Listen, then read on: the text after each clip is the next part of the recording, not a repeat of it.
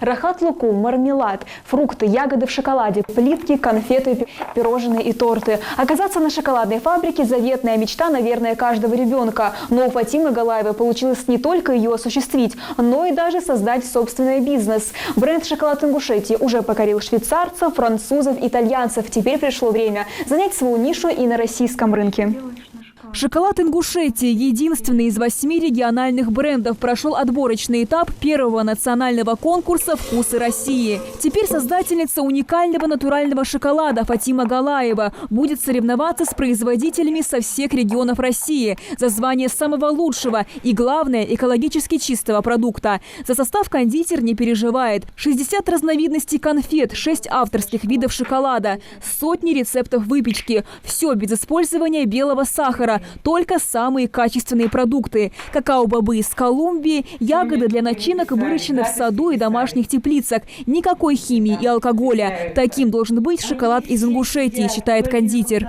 Вот в шоколад обычно идет для начинок, когда мы готовим начинки, вот по рецепту идет алкоголь. Именно в нашем шоколаде не присутствует алкоголь. Ни ром, ни коньяк, обычно который добавляют. Даже в вишне, когда вот есть конфета, вишня в шоколаде, его обычно настаивают на коньяке. Я там изменила по-другому. Кто-то скажет, нет, вы коньяк поменять не сможете. Нет, можно поменять. Есть тысячи вариантов не использовать алкоголь. Это продукция халяль. Весь шоколад Фатима делает по собственным рецептам, которые разрабатывала сама в течение 20 лет. 3 вида шоколада признаны на международном уровне. Секрет настоящего лакомства кроется в 3 основах, рассказывает кондитер. Это какао-бобы, какао-масло и чистый мед. Начинки также пестрят разнообразием. Орехи, фрукты, ягоды и даже сыр.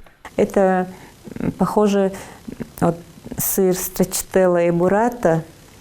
Вот, ну, для тех, кто не знает, это вот молодой сыр, однодневный, без соли, без ничего. И это все закатывается в шоколад. Бесподобный вкус, но это новый продукт у нас. Финики в шоколаде и вот сыр в шоколаде. А финики еще так немного знают, а вот сыр в шоколаде именно такое еще не знают. Это новый продукт. Все продукты, которые вот мы берем для шоколада, мы проточной водой не моем. Любая наша вода горская, горная, вот этим очищаем, обрабатываем. Вот орехи перед тем, как пустить на начинку или просто добавить шоколад, мы их сначала замачиваем, моем, потом только уже сушим и используем. Что может быть прекраснее звука фольги, когда разворачиваешь настоящий шоколад ручной работы? Только его аромат, считает кондитер. С ним ничто не может сравниться.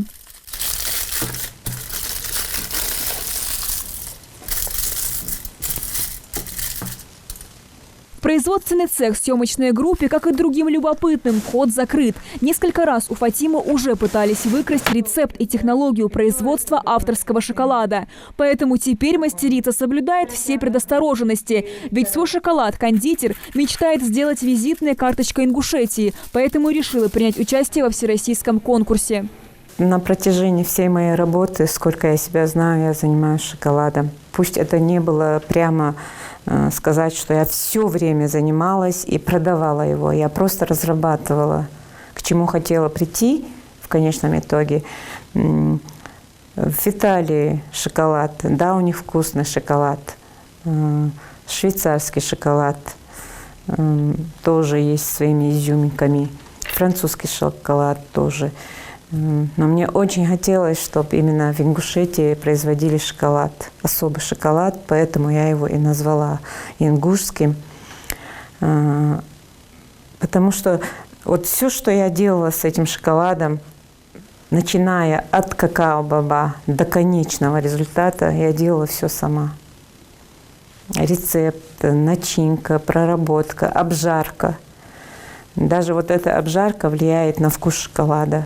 Пройдет ли ингушский бренд во второй этап конкурса, теперь уже зависит не от шоколадницы, а от жителей республики. 19 ноября в стране стартовало народное голосование, в рамках которого каждый человек может поддержать любимый региональный бренд.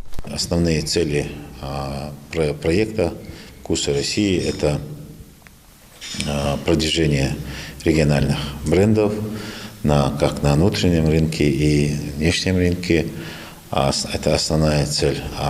И как бы подцелью является выявление наших именно национальных брендов, региональных брендов с национальными особенностями. Напомним, что старт первому национальному конкурсу региональных брендов «Вкусы России» был дан министром сельского хозяйства страны Дмитрием Патрушевым во время агропромышленной выставки «Золотая осень». От региональных брендов уже поступило свыше 300 заявок из 60 регионов страны. Представлены самые интересные и перспективные бренды, которые уже являются гастрономическими визитными карточками территории или еще неизвестны массовому потребителю, но имеют значительный потенциал. Проголосовать за бренд «Шоколад Ингушетии» можно до 2 декабря включительно. Амина Бокова, Магомед Белакеев, Новости 24.